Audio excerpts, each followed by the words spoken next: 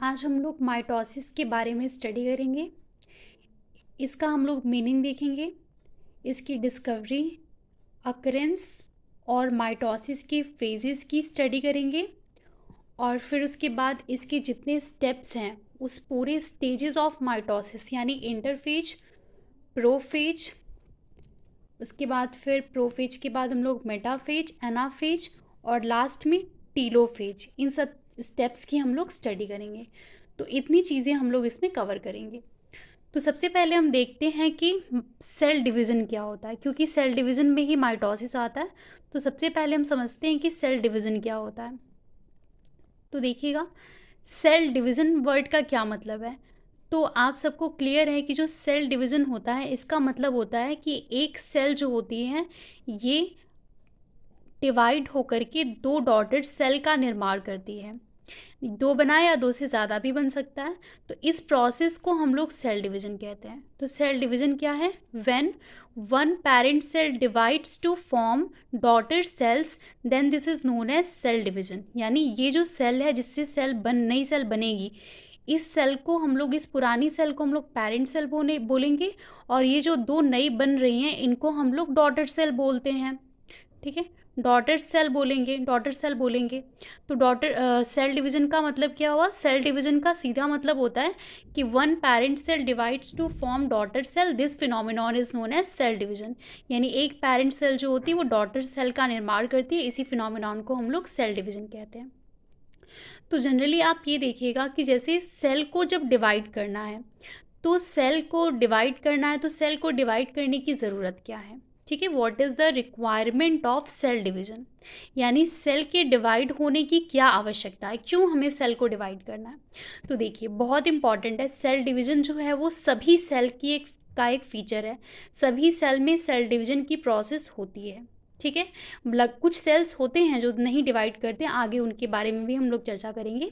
तो पहले देखिएगा कि सेल डिवीज़न की रिक्वायरमेंट क्या है, क्यों सेल डिवीज़न हो रहा है।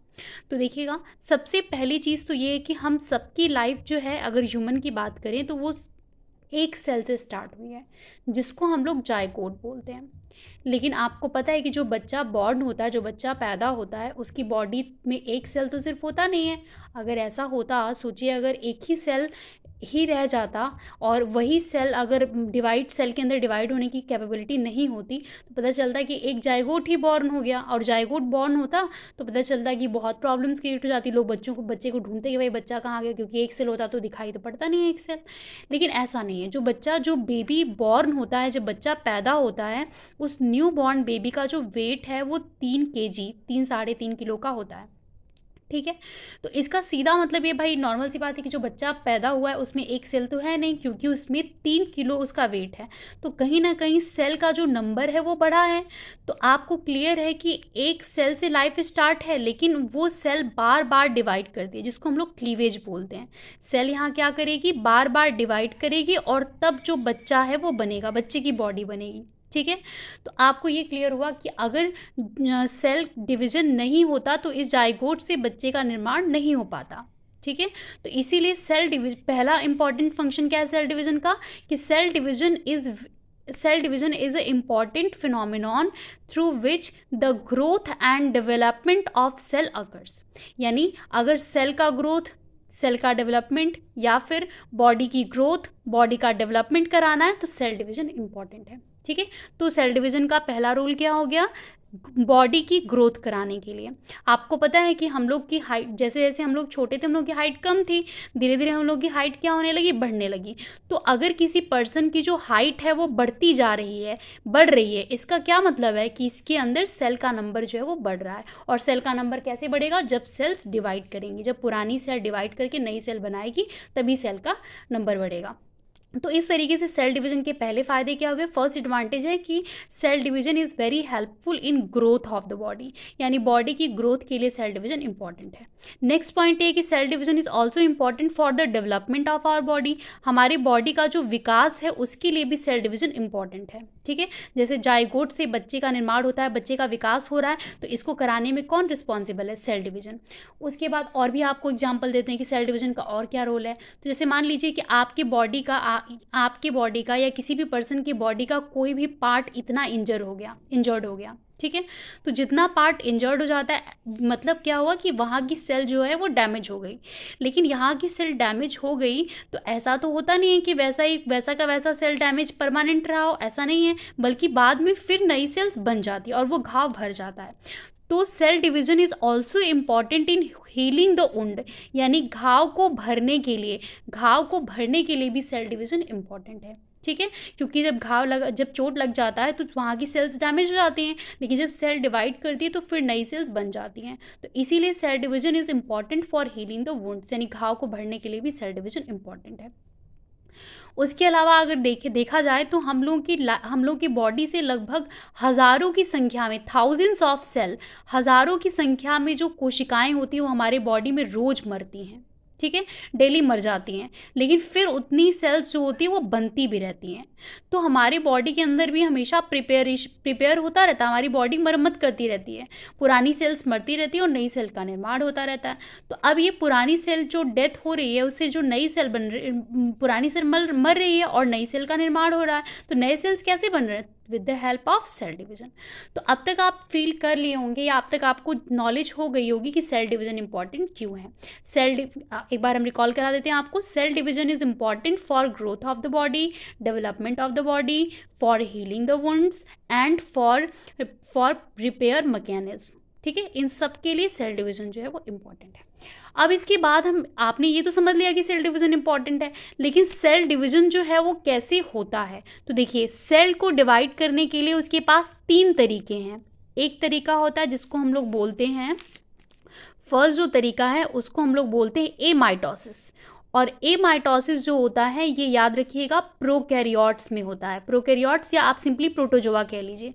जो प्रोटोजोआ, कोई ज़रूरी नहीं कि प्रोकैरियोट में होगा, सॉरी प्रोकैरियोट नहीं कहेंगे, बल्कि आप कह लीजिए प्रोटोजोआ में होता है, प्रोटोजोआ में। ठीक है, प्रोटोजोआ जो लोअर ऑर्गेनिज्म, प्रोकैरियोट ना कह के आप कह लीजिए लोअर ऑर्गेनिज्म, क्योंकि प्रोटोजोअन्स जो होते हैं वो यूकैरियोट्स में आते हैं। तो एमाइटोसिस की प्रोसेस जो होती है वो प्रोटोजोआ में होता है। नेक्स्ट है माइटोसिस और लास्ट हो जाता है मियोसिस। ये 3 मेथड है, मतलब सेल को डिवाइड करना है तो सेल के पास 3 तरीके हैं। पहला हो गया एमाइटोसिस, दूसरा हो गया माइटोसिस और तीसरा हो गया मियोसिस। 3 तरीके हैं और आपको हमने एक्सप्लेन किया एमाइटोसिस जो होता है वो प्रोटोजोआ में होता है, माइटोसिस और मियोसिस जो होते हैं ये ऑर्गेनिज्म में, जो हायर ऑर्गेनिज्म है उन सब में पॉसिबल है। ठीक है, तो एमाइटोसिस क्या है? बहुत आसान है एमाइटोसिस। एमाइटोसिस में होता क्या है सिंपली, जैसे मान लीजिए ये एक सेल है और ये सेल में, इस सेल को एमाइटोसिस कराना है तो ये सेल क्या करेगा? अपनी साइज को पहले बढ़ाएगा, अपनी साइज को ग्रो करेगा, इलोंगेट होगा। इलोंगेट होने के बाद इसका जो न्यूक्लियस है, सेल के अंदर न्यूक्लियस होता है, न्यूक्लियस भी इलोंगेट करेगा और इलोंगेट होकर के बीच से क्या होगा? कॉन्स्ट्रिक्ट होगा, यानी दबेगा ऐसे। और दबने के बाद फिर क्या होगा कि ये डंबल शेप में दिखाई लगने लग जाएगा, यानी जो सेल है वो डंबल शेप का दिखेगा। और फिर नेक्स्ट स्टेप में ये जो कोशिका होती है वो पूरी तरीके से उसकी साइटोकाइनेसिस हो जाती है, साइटोप्लाज्म में इस तरीके से ग्रुप बनता है और वो पूरा ग्रुप कंप्लीट हो जाता है और इस तरीके से न्यूक्लियस जो है वो भी 2 पार्ट में टूट जाता है। बस सिंपली यही होता है कि in case of amitosis, first of all cell elongates in size and nucleus appear dumbbell shaped and finally cell divide to form 2 daughter cells। और ये 2 daughter cell में सेल डिवाइड हो जाती है। ये प्रोटोजोआ में होता है, बहुत सिंपल है, इसमें कोई स्पिंडल फॉर्मेशन नहीं होता, कुछ भी ऐसा नहीं होता, बहुत नॉर्मल कंडीशन है ये। ठीक है, और इस सिचुएशन में न्यूक्लियस भी गायब नहीं होता, यानी न्यूक्लियर मेम्ब्रेन ये सब गायब नहीं होता, वो एज इट इज़ पड़ा रह जाता है। अब आज का हमारा डिस्कशन का पार्ट है माइटोसिस। ठीक है, तो अब हम लोग नेक्स्ट जो हमारा ये लेक्चर है वो माइटोसिस के ऊपर है, तो हम लोग देखते हैं कि माइटोसिस क्या होता है। ठीक है, तो सबसे पहले तो समझते हैं कि माइटोसिस वर्ड का क्या मतलब है। आपको हमेशा कहते हैं कि जब भी आप किसी चीज़ को समझिएगा तो पहले आप उस वर्ड को ज़रूर समझिए कि वो उस वर्ड माइटोसिस टर्म क्यों दिया गया है। तो देखिए, माइटोसिस में 2 शब्द आ रहा है। माइटो का मतलब, देखिए माइटो यहाँ पे हमने लिखा, माइटो का मतलब होता है थ्रेड यानी धागा, और ऑसिस का मतलब, यहाँ पे ऑसिस आ रहा है, ऑसिस का मतलब होता है स्टेट, यानी mitosis is known as thread state. तो क्यों कहते हैं माइटोसिस को थ्रेड स्टेट? तो बताया गया इसमें कि इस सिचुएशन में, यहाँ पर एक बार देखिएगा आप, इस सिचुएशन में हमेशा जो जो जेनेटिक मटेरियल होता है वो आपको पतले पतले धागे जैसी रचना में दिखाई पड़ता है। इसीलिए इस फिनोमिनॉन को इसको हम लोग माइटोसिस कहते हैं। माइटो मीन्स थ्रेड और ऑसिस मीन्स स्टेट, यानी जो क्रोमैटिन है या हमारा जो जेनेटिक मटेरियल है वो धागे जैसी रचना में दिखाई पड़ता है, इसीलिए हम लोग माइटोसिस बोलते हैं। तो अगर आपसे कोई पूछे कि माइटोसिस क्यों कहा जाता है, तो आप आंसर करिएगा कि mito means thread and osis means state. In this state, in this condition, in this type of cell division, genetic material appears thread like, यानी इस केस में जो जेनेटिक मटेरियल होता है वो थ्रेड लाइक अपीयर होता है।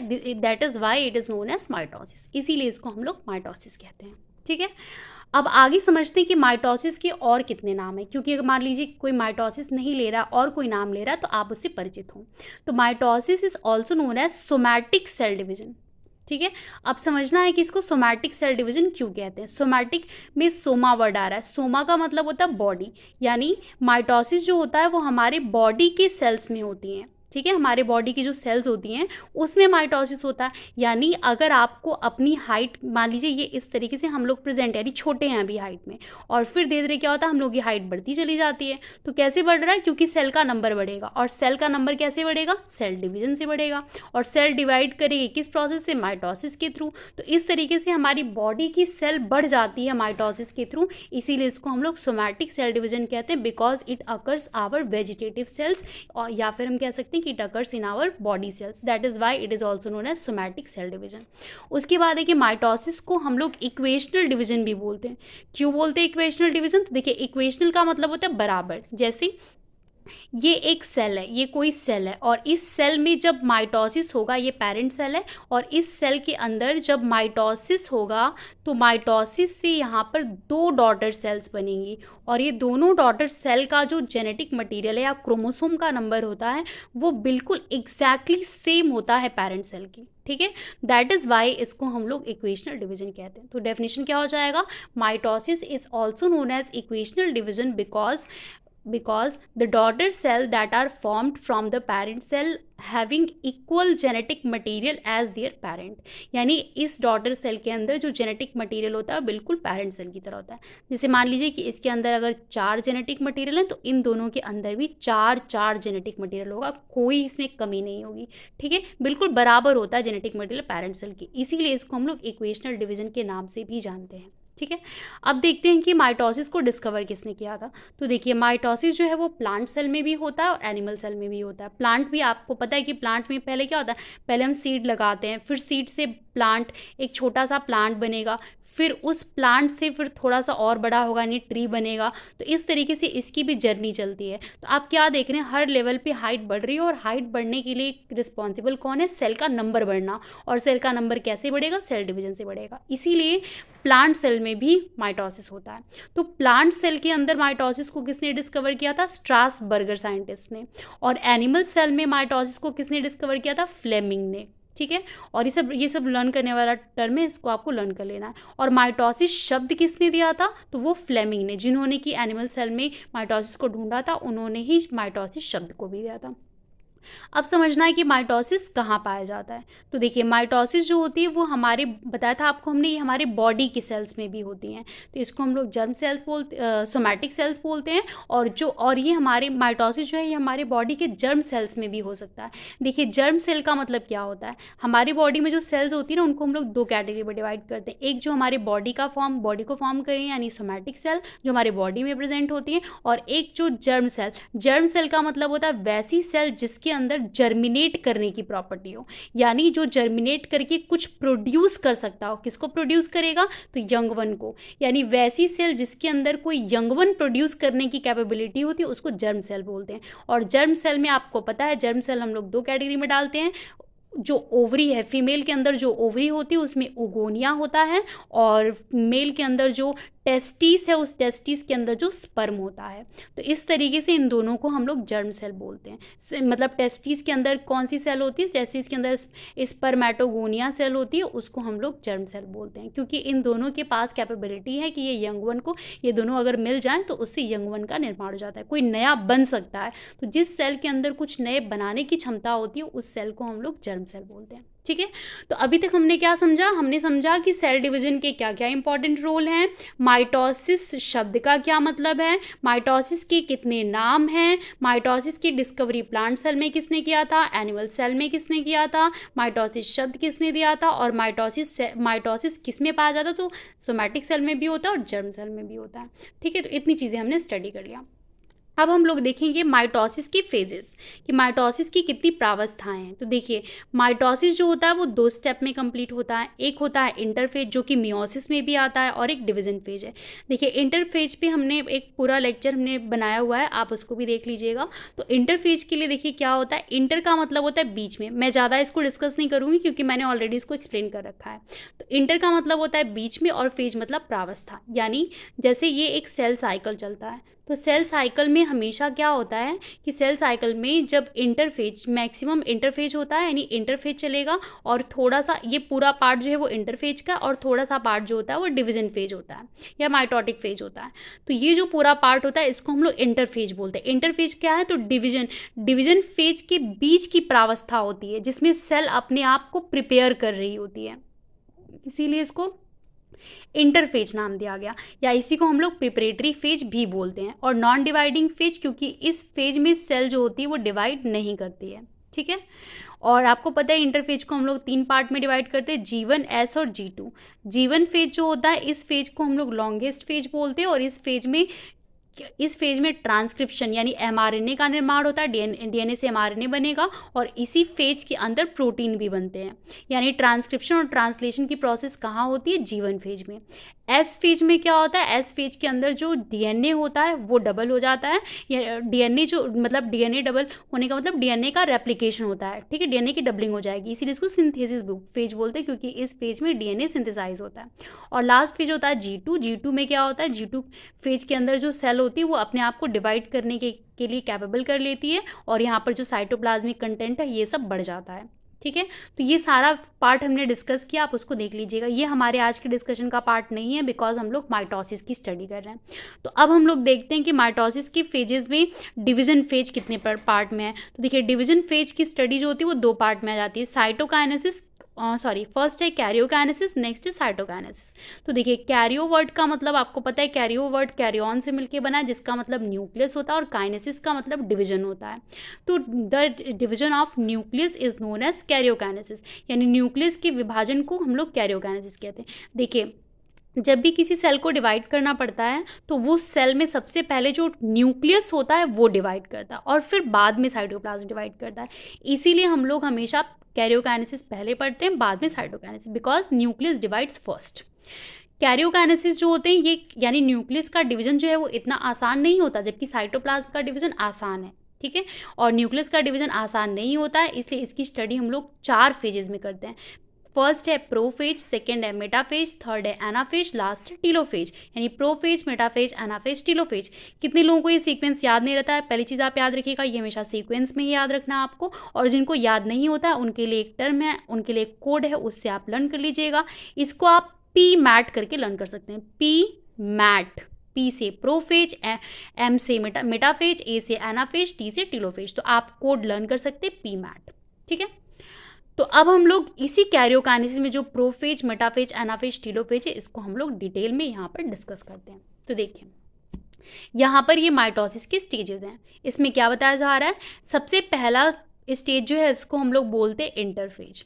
ठीक है, तो पहले नाम से ही आपको समझ में आ रहा है इंटरफेज का मतलब क्या होता है, कि इस प्रावस्था में सेल जो होती है वो सेल डिवीजन की प्रोसेस में अभी इंटर कर रही है, अभी प्रवेश कर रही है। यानी सेल जो है वो सेल साइकिल के इंटरफेज प्रावस्था में है, और यहाँ से ये सेल डिवाइड करने के लिए अपने आप को कैपेबल कर रही है, अब सेल डिवीजन में जाएगी। ठीक है, तो इंटरफेज आप याद रखिएगा, interphase is the first phase in which cell ready to divide. यानी इंटरफेज वह प्रावस्था है जिसमें सेल अपने आप को डिवाइड करने के लिए रेडी कर लेता है। ठीक है, तो देखिए अब इंटरफेज में सेल दिखाई कैसा पड़ता है, तो आपको समझ लेना है। सबसे बाहर ये जो आपको स्ट्रक्चर दिखाई पड़ रहा है, ये यहाँ पर सेल मेम्ब्रेन है, सेल की मेम्ब्रेन है, जिसको हम लोग सेल मेम्ब्रेन या प्लाज्मा मेम्ब्रेन बोलते हैं। और फिर आपको क्या दिखाई पड़ रहा है, सेल है तो ऑब्वियस सी बात है न्यूक्लियस होगा, तो ये आपको न्यूक्लियस दिखाई पड़ रहा है। ठीक है, न्यूक्लियस का की ये मेम्ब्रेन है जिसका नाम है न्यूक्लियर मेम्ब्रेन।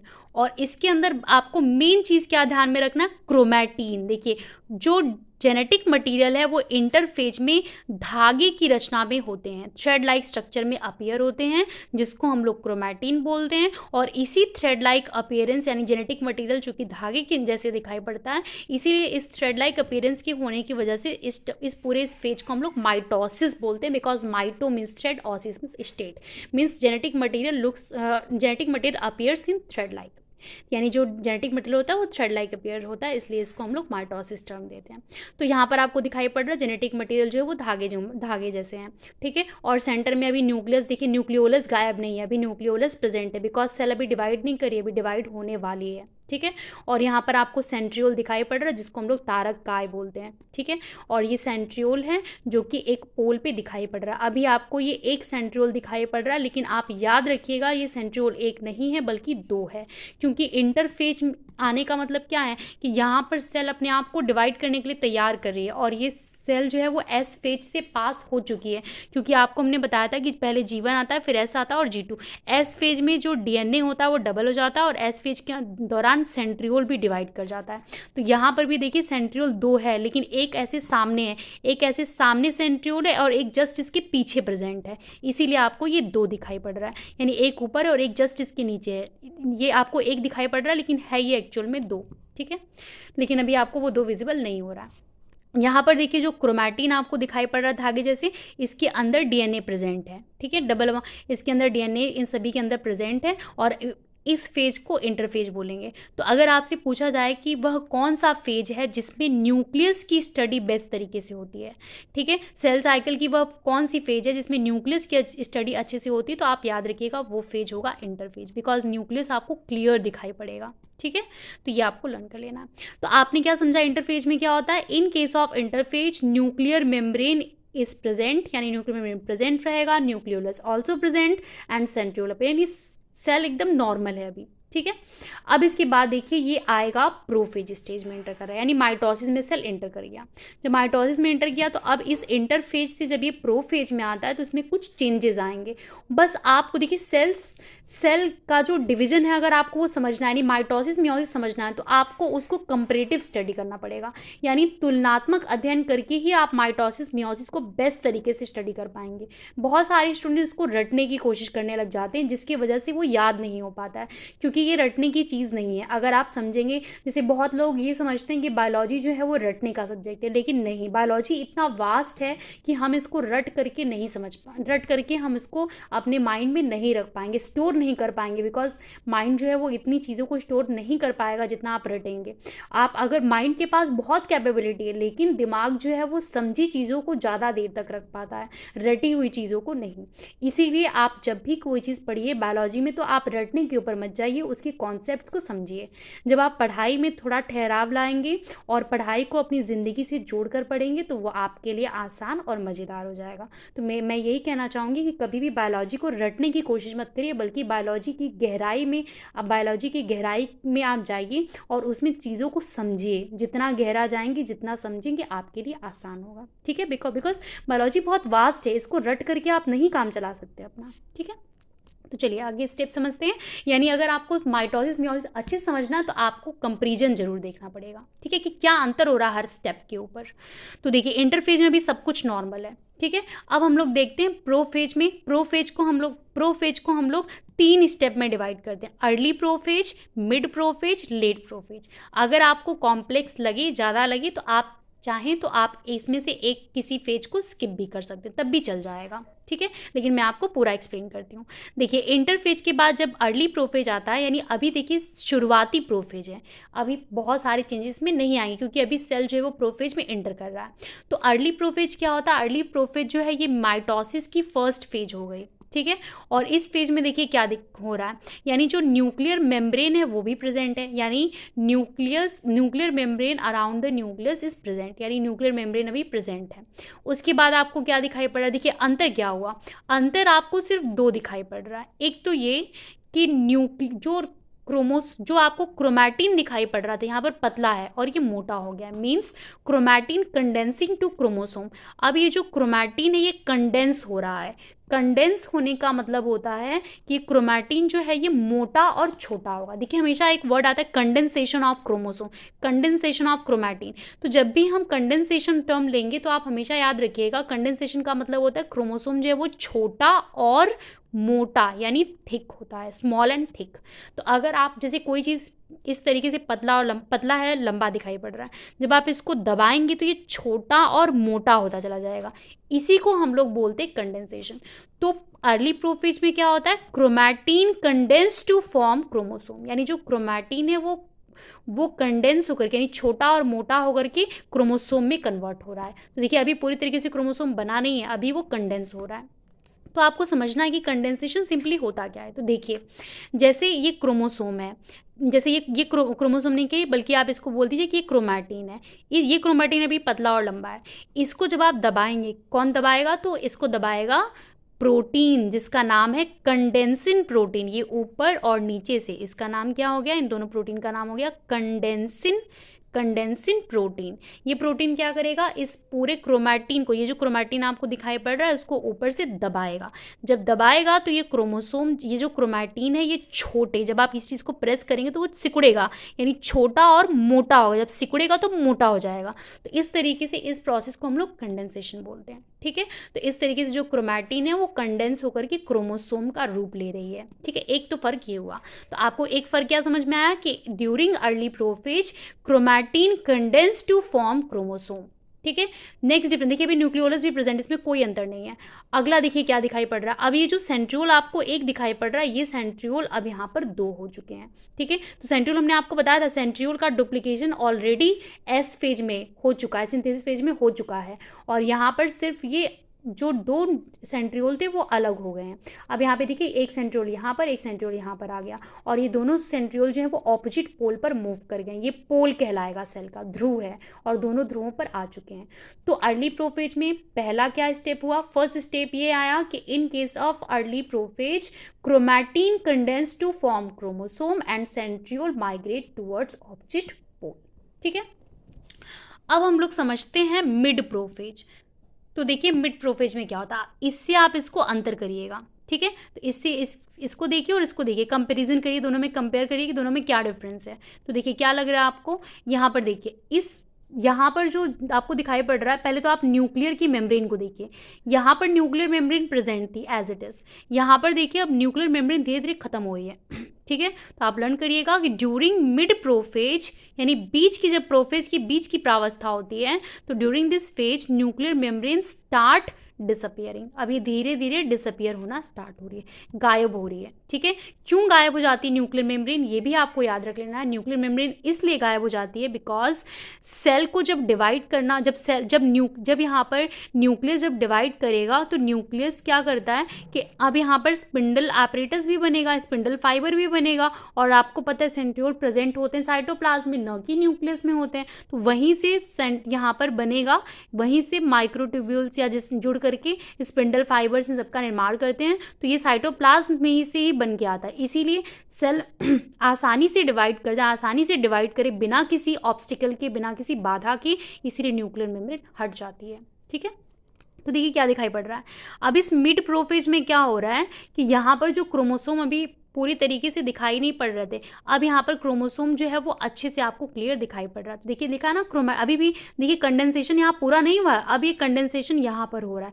यहाँ पर देखिए यहाँ से यहाँ में अंतर क्या दिखाई पड़ रहा है, यहाँ पर अभी कंडेंसेशन स्टार्ट हो रहा था और यहाँ पर कंडेंसेशन हो रहा है अभी तक। ठीक है, तो देखिए क्रोमैटिन कंडेंस टू क्रोमोसोम, अब क्रोमैटिन जो है वो आपको क्रोमोसोम के रूप में दिखाई पड़ रहा है। तो ये आपको दिखाई पड़ रहा है क्रोमोसोम, और यहाँ पर आपको दोनों पोल पे सेंट्रियोल नजर आ रहे हैं। ठीक है, वैसे ही सेंट्रियोल यहाँ पर भी है। तो आपको इन दोनों में बस फर्क क्या लग रहा है कि in case of mid prophase chromatin more condensed, यानी क्रोमैटिन जो है वो और ज़्यादा कंडेंस हो गया। ठीक है, अब यहाँ पर भी देखिए आपको क्रोमोसोम दिखाई तो पड़ रहा है, लेकिन क्रोमोसोम की केवल एक ही आर्म दिखाई पड़ रहा है। लेकिन आपको पता है कि क्रोमोसोम जो होते हैं वो उनके 2 आर्म्स होते हैं ऐसे, और इन दोनों आर्म्स को हम लोग बोलते हैं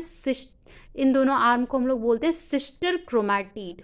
ठीक है, सिस्टर क्रोमैटिड बोलते हैं। लेकिन अभी आपको ये सिस्टर क्रोमैटिड नहीं दिखाई पड़ रहा है, क्यों नहीं?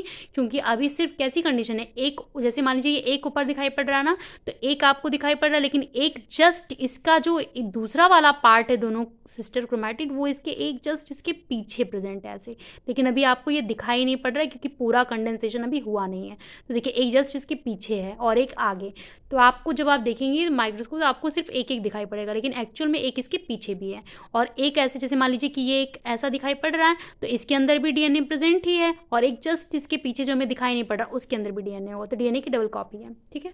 अब इसके बाद देखिए और ज़्यादा ये जो क्रोमैटिन आपको क्रोमोसोम दिखाई पड़ रहा है, ये और कंडेंस होगा। कंडेंस बताया था आपको हमने, कंडेंस मतलब यहाँ पर भी कंडेंसिन प्रोटीन, यहाँ पर भी कंडेंसिन प्रोटीन जो इसको दबाएगी, ठीक है। तो और कंडेंस होगा, जब और कंडेंस होगा, जैसे मान लीजिए कि यहाँ पर ये सपोज करें कि ये क्रोमोसोम है, ठीक है, ये क्रोमोसोम है। अब इस क्रोमोसोम के ऊपर मैं यहाँ से भी इसको यहाँ से दबा रही हूँ, यानी ये क्या हो गया, ये कंडेंसिन प्रोटीन है, यहाँ से दबा रही हूँ, और फिर मैं इसको यहाँ से दोनों साइड से मैं ऐसे मान लीजिए ऐसे मैं दबा रही हूँ। ये क्रोमोसोम है और ये ये दोनों उंगली मेरी, ये दोनों उंगली मेरी कंडेंसिन प्रोटीन, एक कंडेंसिन प्रोटीन यहाँ पर लगा, एक कंडेंसिन प्रोटीन यहाँ लगा। अब इसको हम दबा रहे हैं। जब आप इसको दबाएंगे तो जैसे मान लीजिए कि जब आप इसको प्रेस करेंगे तो क्या होगा, जब इसको प्रेस करेंगे तो ये छोटा और मोटा होगा, ये छोटा और मोटा होगा। और जब छोटा और मोटा होगा तो आपको बताया था एक जस्ट सामने एक इसके पीछे है, मतलब एक ये क्रोमोसोम है और एक जस्ट इसके पीछे लगा हुआ है। तो जब ये दोनों चिपके हुए थे, जब हम इसको दबाएंगे तो वो दोनों छूट करके ऐसे अलग दो हो जाएंगे, ठीक है। देखिए यहाँ पर एक जस्ट इसके पीछे है, जब हम इसको दबा रहे हैं, जब दबाएंगे तो ये क्या होगा, एक आर्म इधर खिसक जाएगा, इसका क्रोमैटिड का एक आर्म इधर खिसकेगा और इसी क्रोमोसोम का एक आर्म इधर खिसक जाएगा। यानी जब आप इसको ऊपर और नीचे से दबाएंगे तो कुछ स्टेप के बाद क्या होगा, ये इस तरीके से आपको दिखाई पड़ेगा। जब ये ज़्यादा कंडेंस हो जाएगा, तो जब इसको और ज़्यादा कोई कंडेंसिंग प्रोटीन दबाएगा तो इसके दोनों क्रोमैटिड जो है वो इस तरीके से आपको एकदम अलग अलग दिखाई पड़ने लग जाएंगे। देखिए अगले स्टेप में वही हो रहा है, ये है लेट प्रोफेज। यानी यहाँ अगर आपसे पूछा जाए कि वह कौन सा स्टेप है जिसमें आपको क्रोमोसोम के दोनों सिस्टर क्रोमैटिड दिखाई पड़ने लग जाएंगे, तो आंसर होगा लेट प्रोफेज, ठीक है। क्योंकि यहाँ पर क्रोमोसोम में और कंडेंसेशन हो जाता है। तो देखिए आपको दिखाई पड़ रहा है, इसमें बताया था आपको हमने 2 है, तो यहाँ पर आपको इसके 2 दिखाई पड़ रहे हैं, और एक इसका 2 रहेगा तो इसके 2 दिखाई पड़ रहे हैं, और इन दोनों के 2 इस तरीके से दिखाई पड़ रहे हैं। तो ये क्या कहलाएंगे, इन दोनों को हम लोग बोलेंगे क्रोमैटिड। और यहाँ पर आपको क्या दिखाई पड़ रहा है, यहाँ पर जो सेंट्रियोल देखिए ऑपोजिट पोल पे ऑलरेडी आ चुका है, और ये एस्ट्रल रेज का निर्माण करता है। एस्ट्रल देखिए, एस्ट्रल मतलब होता है तारा, यानी ये आपको सेंट्रियोल एकदम तारे जैसा दिखाई पड़ेगा, और ये एस्ट्रल रेज बन रहा है। एस्ट्रल रेज किसके बनते हैं, तो आप ये भी याद रखिएगा, ये माइक्रोट्यूब्यूल के बने होते हैं, ठीक है, माइक्रोट्यूब्यूल के बने होते हैं, यानी ट्यूबुलिन प्रोटीन जुड़ करके इनका निर्माण करती है। तो इस तरीके से एस्ट्रल रेज बन गए हैं, यानी अब ये स्पिंडल फाइबर को बनाने के लिए तैयार होगा, ठीक है, तैयार हो रहा है। तो और यहाँ पर आपको दिखाई पड़ रहा है, न्यूक्लियर मेम्ब्रेन की बात ही नहीं करें क्योंकि न्यूक्लियर मेम्ब्रेन खत्म हो रहा है धीरे धीरे।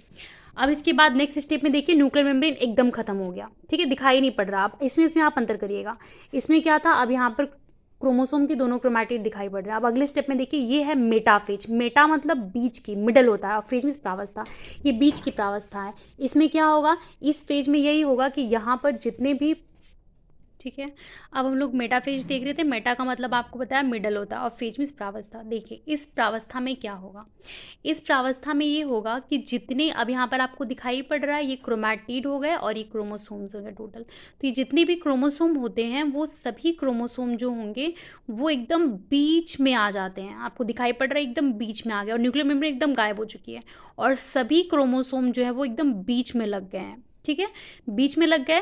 और ये आपको ऐसा लगेगा जैसे कोई एक इक्वेटर, जैसे ये अर्थ आप समझिए, कंसीडर करिए जैसे अर्थ होता है, अर्थ में एक इक्वेटर होती है, बीच की लाइन को इक्वेटर बोलते हैं। तो जैसे इक्वेटर होता है वैसे बिल्कुल सेम ये आपको लगेगा जैसे किसी इक्वेटर पे कोई चीज़ लगी हुई है। तो इसीलिए इसको हम लोग बोलते हैं इक्वेटोरियल प्लेट, ठीक है। जो बीच का आपको ये दिखाई पड़ रहा है, इसको हम लोग इक्वेटोरियल प्लेट बोलते हैं, और सारे क्रोमोसोम इसी प्लेट पे लग जाते हैं, ठीक है। तो इस तरीके से आप कह लेंगे कि मेटाफेज को मेटाफेज इसीलिए बोलते हैं because all chromosomes arranged at equatorial plate, ठीक है, यानी सभी क्रोमोसोम जो होते हैं वो इक्वेटोरियल प्लेट जो कि बीच में बन जाती है उसी के ऊपर अरेंज रहते हैं इस तरीके से। अब यहाँ पे देखिए, अब ये जो एस्ट्रल रेज यहाँ पर दिखाई पड़ रही थी, ये सेंट्रियोल दिखाई पड़ रही है। सेंट्रियोल जो है वो अब यहाँ पर ये स्पिंडल फॉर्मेशन कर चुकी हैं, ठीक है। अब देखिए स्पिंडल फॉर्मेशन हो गया। कुछ स्पिंडल फाइबर जो होते हैं वो कंटिन्यूअस होते हैं, देखिए एकदम सीधा सीधा आ गए, कहीं पर ये ब्रेक नहीं हुए हैं, देखिए ये है और एक ये है जो सीधे सीधे आ गए, कहीं ब्रेक नहीं हुए, इनको हम लोग बोलते हैं कंटिन्यूअस स्पिंडल फाइबर, या इसको हम लोग पोलर फाइबर भी बोलते हैं। क्यों पोलर स्पिंडल फाइबर बोल रहे हैं? क्योंकि ये एक पोल से दूसरे पोल पर कंटिन्यूअस आए हैं, कहीं पर ब्रेक नहीं है, इसीलिए इनको कंटिन्यूअस स्पिंडल फाइबर बोलते हैं। यहाँ पर जो आपको स्पिंडल फाइबर दिखाई पड़ रहा है ये देखिए कंटिन्यूअस नहीं है, ये यहाँ से ये जुड़ा है, उसके बाद ये खत्म है, और इसका इस वाले सेंट्रियोल से फिर ये आया और यहाँ पर खत्म, तो ये पूरा नहीं आ पाया, यहाँ से यहाँ तक नहीं आ पाया, बल्कि इसने इसको बनाया और इसने इसको बनाया, और फिर ये आकर के इस क्रोमोसोम के सेंट्रोमियर से जुड़ रहे हैं, इसीलिए इनको हम लोग नाम देते हैं क्रोमोसोमल फाइबर, बिकॉज ये क्रोमोसोम के सेंट्रोमियर से जुड़ रहे हैं, ये कंटिन्यूअस नहीं होते हैं। ठीक है, तो दो तरीके के स्पिंडल फाइबर हो गए, एक कंटिन्यूअस और दूसरा एक डिसकंटिन्यूअस। जो कंटिन्यूअस वाला होता है वो पोल टू पोल आ जाता है और कहीं पर ब्रेक नहीं होता है, जो डिसकंटिन्यूअस होता है वो सिर्फ सेंट्रियोल से क्रोमोमियर तक, सेंट्रियोल से सेंट्रोमियर तक आते हैं और सिर्फ वहीं तक जुड़े रहते हैं, और ये कंटिन्यूअस नहीं होते, इसलिए इनको क्रोमोसोमल फाइबर कहते हैं। ठीक है, और ये आपको दिखाई पड़ रहा है, ये क्रोमोसोम का सेंट्रोमियर, सेंटर वाला पार्ट है। ठीक है, और देखिए मेटाफेज में और क्या होता है, मेटाफेज के दौरान जो पोल्स होते हैं क्रोमोसोम के, वो ध्रुवों की तरफ होते हैं, और जो सेंट्रोमियर होता है क्रोमोसोम का वो इक्वेटोरियल प्लेट पे सारा अरेंज रहता है। तो अगर आपसे पूछा जाए कि सेल डिवीजन में वह कौन सी प्रावस्था है जिसमें आपको क्रोमोसोम बेस्ट तरीके से दिखाई पड़ेगा, यानी क्रोमोसोम के शेप की, क्रोमोसोम के साइज की स्टडी करनी है, क्रोमोसोम के स्ट्रक्चर की स्टडी करनी है, तो किस फेज में होगा? तो आप याद रखिएगा वो मेटाफेज है, बिकॉज मेटाफेज में सारे क्रोमोसोम एक कतार में लगे रहते हैं और इनको आप आसानी से सारे क्रोमोसोम को देख सकते हैं। ठीक है, तो ये हो गया मेटाफेज। नेक्स्ट देखिए एनाफेज, अब इससे आप कंपेरिजन करिए क्या डिफरेंस आ रहा है। देखिए एनाफेज में क्या होता है कि एनाफेज में, अब यहाँ पर देखिए इस मेटाफेज में क्या था, जो सेंट्रोमियर है वो डिवाइड नहीं है, वो देखिए एक है, एक ही है। ठीक है, लेकिन अगले स्टेप में क्या दिखाई पड़ रहा है, ये जो सेंट्रोमियर है बीच से देखिए टूट गया, यानी डिवाइड हो गया। जब ये डिवाइड हो गया तो देखिए ये टूट करके ऊपर और ये टूट करके नीचे, तो इस तरीके से देखिए ये टूट करके सेंट्रोमियर डिवाइड हुआ। जब सेंट्रोमियर टूटा, जैसे मान लीजिए ऐसे क्रोमोसोम है, क्रोमोसोम जो है वो ऐसे लगे थे, पहले ऐसे थे, ठीक है ऐसे थे, और अब यहाँ पे ऐसे ये टूट गया, ऐसे ये ब्रेक हो गया बीच से, जब ब्रेक हो गया तो ये पार्ट नीचे, ये पार्ट ऊपर, तो वही चीज़ दिखाई पड़ रहा है, इसके आधा पार्ट ऊपर, यानी कुछ क्रोमैटिड ऊपर चले गए और कुछ क्रोमैटिड नीचे। तो इन केस ऑफ एनाफेज के दौरान सेंट्रोमियर ऑफ क्रोमोसोम डिवाइड्स, यानी सेंट्रोमियर वो टूट जाएगा, और जो टूटेगा तो कुछ क्रोमैटिड ऊपर चले जाएंगे, कुछ क्रोमैटिड नीचे चले जाएंगे, और बीच में देखिए ये इक्वेटोरियल प्लेट थी, इस प्लेट से ये ऊपर चले गए हैं। ठीक है, कैसे ऊपर गया? क्योंकि यहाँ पर ये सेंट्रियोल है, सेंट्रियोल ने बनाया था स्पिंडल फाइबर, ये स्पिंडल फाइबर जो है वो इन सभी सेंट्रियोल को ऐसे अपनी तरफ, ऊपर की तरफ ऐसे खींच रहे हैं, तो जब ये ऐसे खींच रहे हैं तो ये खींच करके क्या है, ऊपर जा रहे हैं। ठीक है, तो इसने खींचा, जैसे देखिए ये जो स्पिंडल फाइबर है ये जुड़ा किससे था, ये जुड़ा था सेंट्रोमियर से। अब ये क्या कर रहा है, ये ऊपर, ये वाला स्पिंडल फाइबर इसको खींच रहा है और नीचे वाला नीचे से खींच रहा है, तो ये बीच से टूट जाएगा और टूट करके आधा ऊपर आधा नीचे चला जाएगा। तो यहाँ पर आपको दिखाई पड़ रहा है, आप क्या बताएंगे, इन case of anaphase centromere divide करेगा एंड क्रोमैटिड सेपरेट, और क्रोमैटिड जो यहाँ पर लगे थे एक दूसरे के साथ साथ वो अलग हो जाएंगे। ठीक है, separation of chromatid occur in anaphase.